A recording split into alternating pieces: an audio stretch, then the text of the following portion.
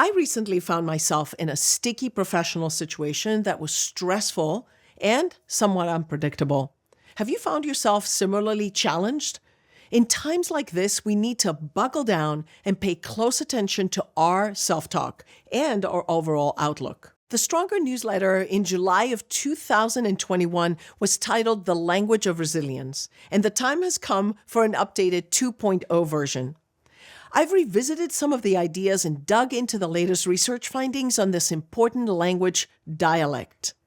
The resilience topic matters because we all face stressful challenges in our lives. Whatever personal or professional, adverse events can become an opportunity to build resilience and grow. We all have the ability to develop skills that build our resilience and raise our capacity to react effectively in times of crisis. So if you find yourself faced with a stressful situation that's draining your energy and or is increasing your anxiety, consider these tips. Dance and observe.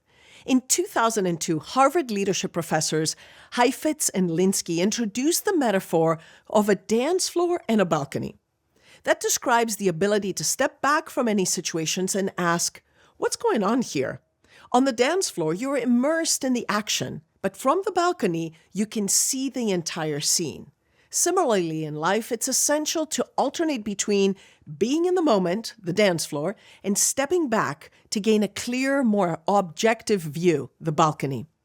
Reflecting and observing from the balcony allows you to understand your emotions, identify patterns, and make more informed decisions. Adverse situations are filled with emotions that cloud your ability to see clearly. You become fixated with the details.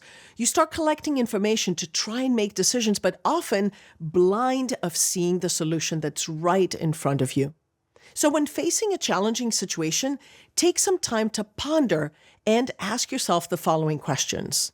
These are from the dance floor, being in the moment. What's happening right now?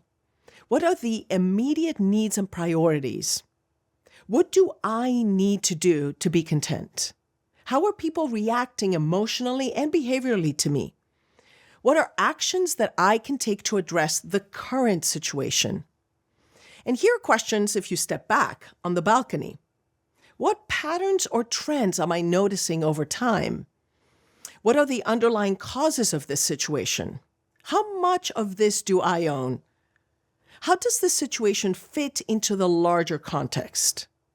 What long-term strategies can I develop to prevent similar issues? And what have I learned from this experience that will help me in the future? Now, there's a shout out where I learned a lot of this from my leadership coach, Glenn Terrell, for introducing me to the concept of all of these questions of the dance floor and the balcony, and he coached me through lots of these. The second tip is to change your narrative when you describe a tough situation to friends or family. Take the time to listen to yourself. What words are you using? What phrases are you repeating to yourself?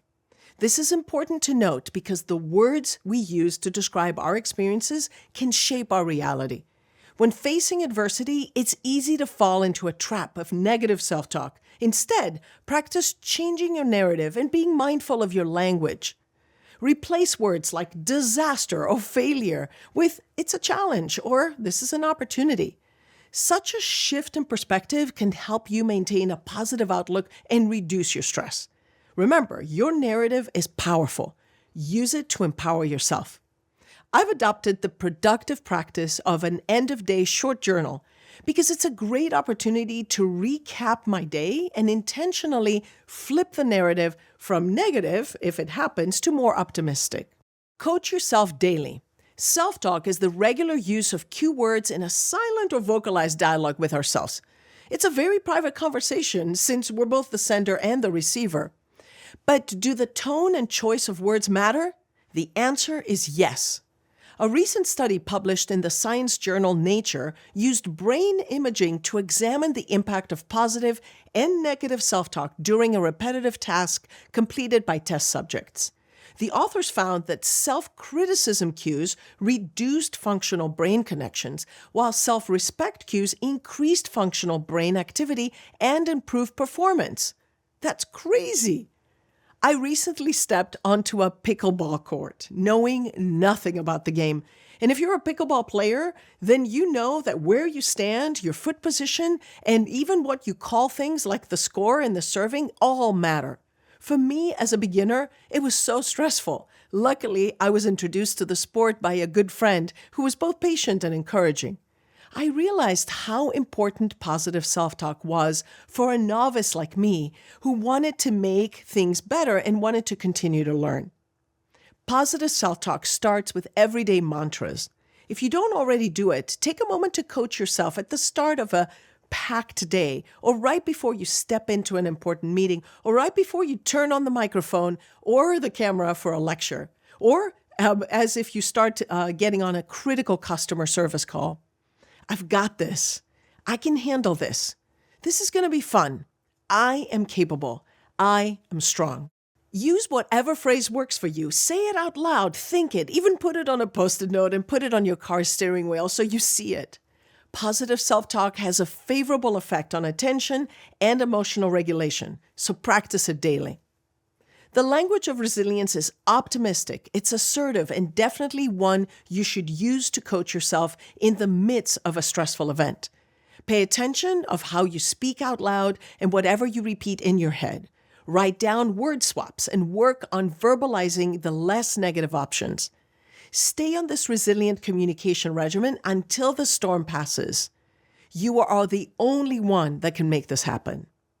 Follow me on LinkedIn and be sure to send the Stronger newsletter video to a friend who you think will benefit. Thanks for watching.